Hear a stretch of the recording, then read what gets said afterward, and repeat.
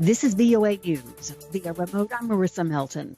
For the first time since his inauguration, U.S. President Joe Biden spoke Tuesday with Russian leader Vladimir Putin, expressing concerns about the arrest of dissident Alexei Navalny, Moscow's cyber-espionage campaign, and bounties on U.S. troops in Afghanistan. Two senior Biden administration officials described the call on Tuesday. According to U.S. accounts of the call, Biden told Putin that Russia and the United States should complete a 5-year extension of their nuclear arms control treaty before it expires in early February. Russia has not yet commented on the call, but Moscow announced Tuesday that Russia and the United States have struck a deal to extend the New START nuclear arms control treaty. The Biden administration has not confirmed this. Biden told reporters Monday that despite disagreements with Moscow, he believes both countries can operate in mutual self-interest on a New START agreement.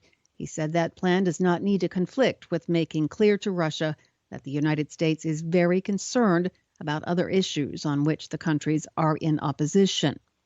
Mr. Biden also spoke Tuesday with NATO Secretary General Jens Stoltenberg, reassuring him of the United States' commitment to NATO. NATO's the West's post-World War II military pact that was formed as an alliance against the threat of Russian aggression. The two calls are a stark contrast with the attitudes of the previous administration. Former President Donald Trump was often deferential to Putin while quarreling with his NATO allies. And aides of Navalny called Tuesday for new anti-government rallies in Moscow this weekend. The opposition figure's team posted an event on Facebook calling for his supporters to gather in Moscow at noon Sunday. This is VOA News.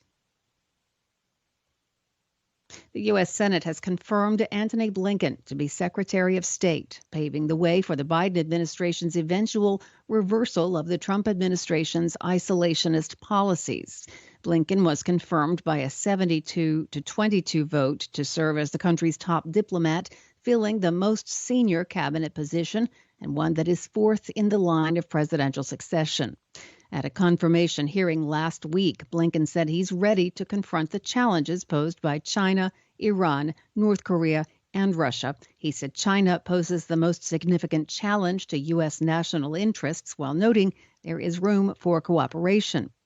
Conservative lawmakers' opposition to Blinken centered on concerns that he may help the new administration re-enter the 2015 nuclear deal with Iran, and that he would halt former President Donald Trump's maximum pressure campaign against the Middle Eastern power.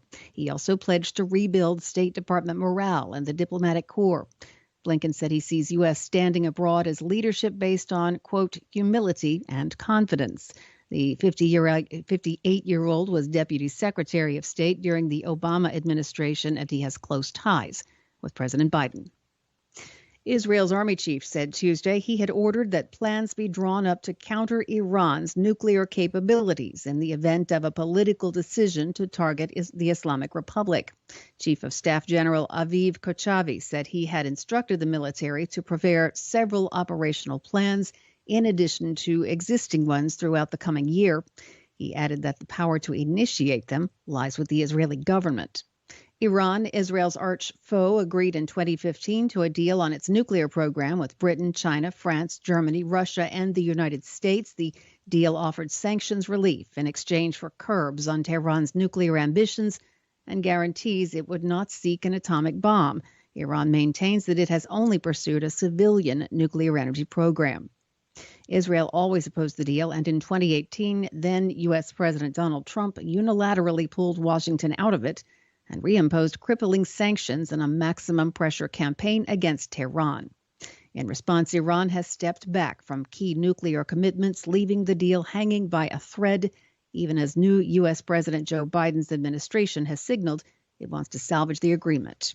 And the acting U.S. ambassador to the United Nations has reaffirmed the Biden administration's commitment to a two-state solution for Israel and the Palestinians, and said it hopes to slowly build shattered confidence between the two sides.